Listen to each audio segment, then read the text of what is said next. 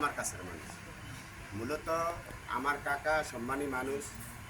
আমরা যাতে সম্মানটা নিয়ে আবার এই গ্রামে থাকতে পারি সবাই সবার সাথে, মূলত যাতে এই কখনো মানে আমার আমার আমার একটা বিশেষ করে একটা কথা, আগামী প্ল্যাটফর্মে কি হবে, কোন কে যাইব কে আইব এটা আমি জানি না, যাতে কাকা যাতে নির্বাচনে আসছে শেষ পর্যন্ত থাকতে হবে, আমরাও যাতে সবাই শেষ পর্যন্ত থাকি।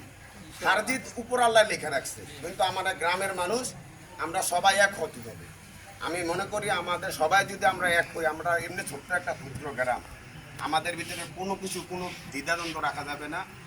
যখন যার সাথে যতটুকু পরামর্শ প্রয়োজন মনে হয় তার সাথে যাবে, তার সাথে একটা পরামর্শ করে যেভাবে সবার হাতে পায়ে ধরে আমরা এই ন্যূনতম গ্রামটাকে একটু সুন্দর করার জন্য আমাদের একটা লিডার দরকার, আমাদের একটা নেতৃত্ব দরকার।